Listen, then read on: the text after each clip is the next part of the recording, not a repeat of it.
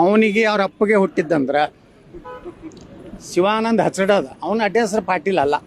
ಇದನ್ನು ಮಾಧ್ಯಮದವ್ರು ಹೇಳ್ರಿ, ಹಚ್ಚಡದು. ನೀನು ನಿಮ್ಮ ಅಪ್ಪ ನೀವು ಕೂಡಿ ನಿಮ್ಮ ಅಡ್ಡ ಹೆಸರೇ ಚೇಂಜ್ ಮಾಡ್ಕೊಂಡವ್ರು. ಎದಕ್ಕೆ? ರಾಜಕೀಯ ಸಲುವಾಗಿ.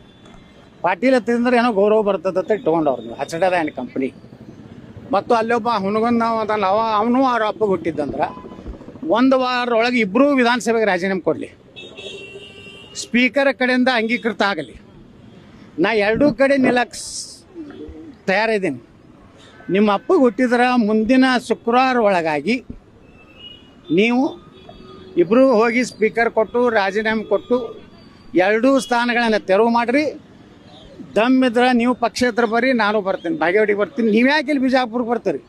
ನಿಮ್ಮನ್ನ ಅಲ್ಲೇ ಮಾಡಿಕೊಟ್ಟು ಬರ್ತೀನಿ. ಪಾಕಿಸ್ತಾನದಾಗ ಹೋಗೇ ಮಾಡಿಕೊಟ್ಟು ಬರ್ತೀನಿ. ನೀವೆಲ್ಲ ಪಾಕಿಸ್ತಾನ ಏಜೆಂಟ್ರು. ನಿನ್ನೆ ನನ್ನ ವಿರುದ್ಧ ಏನು ಹೋರಾಟ ಮಾಡಿದ್ರಿ? ಒಬ್ಬರೇ ಅಲ್ಲಿರುವಂಥ ಭಾರತ್ ಮಾತಾ ಕಿ ಜೈ ಅಂದ, ಪಾಕಿಸ್ತಾನ ಮುರ್ದಾಬಾದ್ ಅಂದ. ಅಲ್ಲೆಲ್ಲ ಕೂಡಿದವ್ರು ಹಲಾಲ್ ಕೋರು, ಹರಾಮ್ ಕೋರು. ಅವು ಇಂಡಿ ಶಾಸಕ ಒಂದು 400-500 ಟೆಂಪೋ ಇದು ತಂದಾನ ಸಾಬ್ರನ್ನ ಬಿಜಾಪುರಕ್ಕೆ.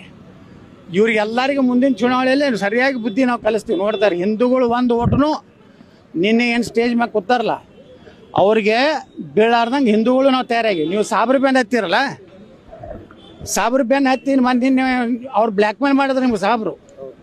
ನೀವು ಬರಲಿಲ್ಲ ಅಂದ್ರೆ ಮುಂದಿನ ಸಲ ನಿಮ್ಗೆ ನೋಡ್ತೀವತ್ತೆ. ನಾಳೆ ನಮ್ಮ ಹಿಂದೂ ಸನಾತನ ಧರ್ಮದ ಒಬ್ಬ ವ್ಯಕ್ತಿಗೆ ಈ ಜಿಲ್ಲೆಯಲ್ಲಿ ಏನಾದರೂ ಆದ್ರೆ ನಾವು ಕೊಡೋಂಥ ಕರೆಗೆ ನೀವು ಬರಲಿಲ್ಲ ಅಂದ್ರೆ ನೀವು ನೇರವಾಗಿ ಸಾಬ್ರಿಗೆ ಹುಟ್ಟಿರುತ್ತೆ ನಾವು ತಿಳ್ಕೊತೀವಿ.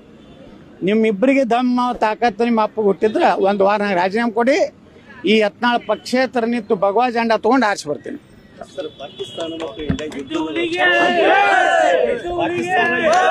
ವಿರೋಧವಾಗಿ ಮಾತುಗಳು ಕೇಳಿ ಬರ್ತವೆ. ಯಾರು ಪಾಕಿಸ್ತಾನ ಪರವಾಗಿ ಮಾತಾಡ್ತಾರೆ ಅವರು ದೇಶದ್ರೋಹಿಗಳು. ಇವತ್ತು ನೋಡ್ರಿ, ಪಾಕಿಸ್ತಾನ ಎಲ್ಲರಿಗೂ ಘೋಷಣೆ ಕೊಟ್ಟರೆ ಇವತ್ತು ಸಾರ್ವಜನಿಕರಿಗೆ ಅವ್ರಿಗೆ ಚಪ್ಪಲಿ ಸೇವೆ ಮಾಡ್ಲಕತ್ತಾರ. ಇನ್ನು ಮುಂದೆ ಪಾಕಿಸ್ತಾನ ಪರವಾಗಿ ಮಾತಾಡೋದು, ನಮ್ಮ ದೇಶದ ಬಗ್ಗೆ ಅಪಮಾನ ಮಾಡುವಂಥ ಎಲ್ಲರೂ ನಡೆದ್ರೆ ನಾ ಇಡೀ ಕರ್ನಾಟಕ ರಾಜ್ಯದ ನಮ್ಮ ಎಲ್ಲ ಯುವಕರಿಗೆ ಕರೆ ಕೊಡ್ತೀನಿ. ನೀವು ಚಪ್ಪಲಿ ಸೇವೆ ಮಾಡಿ, ಅದು ಏನು ಕಾನೂನು ಹೋರಾಟದ ಅದನ್ನು ನಾನು ನೋಡ್ಕೊತೀನಿ. ಇನ್ನು ನಾವು ನಮ್ಮ ದೇಶದಲ್ಲಿ ಇದು ನಡೀದೆ. ಇದು ಪಾಕಿಸ್ತಾನ ಯುದ್ಧ ಪ್ರಾರಂಭ ಆದರೆ ಇಲ್ಲಿ ಇರುವಂಥ ಹರಾಮ್ಕೋರ್ ಇಂಥ ಶಿವಾನಂದ ಪಾಟೀಲ್ ಅಂತವರು, ಕಾಶ್ಯಪ್ನವರಂಥ, ಯಶವಂತರಾಯ ಗೌಡ್ರ ಅಂತ ತಾಯ್ಗಂಡ್ರಿಗೆ ಅದಾರಲ್ಲ, ಇವ್ರು ಎಲ್ಲೆಲ್ಲಿ ಇರ್ತಾರ ಇಂಥ ಹರಾಮ್ಕೋರ್ಗಳು ಇದ್ದೇ ಇರ್ತಾರೆ. ಇವ್ರು ಎಲ್ಲ ಚುನಾವಣೆ ನನಗೆ ಕೇಳ್ಯಾರ ಚಾಲೆಂಜು. ನಾ ಏನು ಪಂಥವನ್ನ ಕೊಟ್ಟಾರೆ ಅವರು, ಈಗ ಅವ್ರು ರಾಜೀನಾಮೆ ಕೊಡ್ಬೇಕಲ್ಲ. ಶಿವಾನಂದ ಪಾಟೀಲ್ ಬಿಜಾಪುರ ಬರ್ತೀನಿ. ಎದಕ್ಕೆ? ಕಾಂಗ್ರೆಸ್ನಾಗ ಮುಸ್ಲಿಮ್ರು ಟಿಕೆಟ್ ಕೊಡ್ತಾರೆ. ಇವನಿಗಂತೂ ಕೊಡೋದಿಲ್ಲ. ಇವನಿಗೆ ಬಿಜಾಪುರಕ್ಕೆ ಬರೋ ತಿಂಡಿ ಅದಕ್ಕಂದ್ರೆ ಅಲ್ಲಿ ಏನೂ ಸಿಗಲ್ಲಾಗೈತೆ ಬಾಗೇವಾಡ್ಯಾಗ. ಇಲ್ಲಿ ಬಿಜಾಪುರನಾಗ ಏನು ಸಿಗೋದಿಲ್ಲ. ಇಲ್ಲಿ ಹಿಂದೂಗಳು ನಿನಗೆ ಓಟ್ ಹಾಕೋದಿಲ್ಲ, ನಿನಗೆ ಸಾಬ್ರು ಓಟ್ ಹಾಕೋದಿಲ್ಲ. ಇವತ್ತು ನಾನು ಶಿವಾನಂದ ಪಾಟೀಲ್ ಬಿಜಾಪುರಕ್ಕೆ ನಿತ್ಯ ತಿಳ್ಕೊರಿ. ಶಿವಾನಂದ್ ಹಚ್ಚಡದ, ಸಾರಿ ಪಾಟೀಲ್ ಅಂದ್ರೆ ಶಿವಾನಂದ್ ಹಚ್ಚಡದ, ನಾನು ಬಿಜಾಪುರಕ್ಕೆ ನಿತ್ಯ ತಿಳ್ಕೊರಿ. ಹಿಂದೂಗಳು ನನಗೆ ಹಾಕ್ತಾರೆ, ಮುಸಲ್ಮಾನ್ರು ಏನು ಮಾಡ್ತಾರೆ ಗೊತ್ತದನ, ಅವ್ರದ್ದೇ ಒಂದು ಕ್ಯಾಂಡಿಡೇಟ್ ನಿಂದ್ರಿಸ್ತಾರೆ. ಈ ಹಚ್ಚಡದಾಗ ಯಾಕೆ ಹಾಕ್ತಾರೆ ರೀ? ಅವ ಯಾವ ಮಗ ಹುನ್ಗುಂತ ನಾವು ಬರ್ತೀನತ್ತನ್ನ. ಬಾರಪ್ಪ ಮಗನೇ, ನಿಮ್ಮ ಅಪ್ಪ ಹುಟ್ಟಿದ್ರ ಬಾ, ಮತ್ತೊಬ್ಬರ ಅಪ್ಪನ ಕೇಳ್ತಿಯಲ್ಲ ಮಗನೇ. ನೀನು ಮಾರಿ ನೋಡಿದ್ರೆ ಗುರ್ತಾಗ್ತೈತಿ ನೀ ಯಾರಿಗೆ ಹುಟ್ಟಿಯನು. ನೀನು ಬರೀ ಮಾರಿ ನೋಡಿದ್ರೆ ಗುರ್ತಾಗ್ತೈತಿ. ಪಂಚಮಸಾಲಿ ಸಮಾಜಕ್ಕೆ ಮೋಸ ಮಾಡಿದಿ ನೀ. ಎಲ್ಲೆಲ್ಲಿ ರೊಕ್ಕ ತೊಗೊಂಡು ಬಂದು ಬೊಮ್ಮಾಯಿ ಬಳಿ ಎಷ್ಟು ತೊಗೊಂಡು ಬಂದು. ಬೊಮ್ಮಾಯಿ ಮುಖ್ಯಮಂತ್ರಿ ಇದ್ದಾಗ ಪಾದಯಾತ್ರೆಗತಿ 8 ರೊಕ್ಕ ತಂದು ತಿಂದಿ ನೀನು.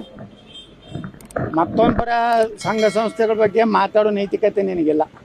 ನೀವೊಬ್ಬ ಮಹಾಭ್ರಷ್ಟ ಲೋಫರ್ ಅದಿ.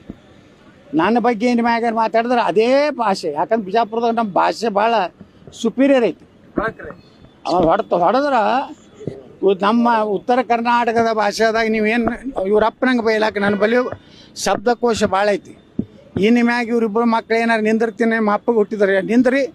ಇಲ್ಲಿ 1 ವಾರ ನಂತರ ನಾ ಡಿಕ್ಲೇರ್ ಮಾಡ್ತೀನಿ, ಇವರಿಬ್ಬರು ಅಪ್ಪಗೆ ಹುಟ್ಟಿಲ್ಲ.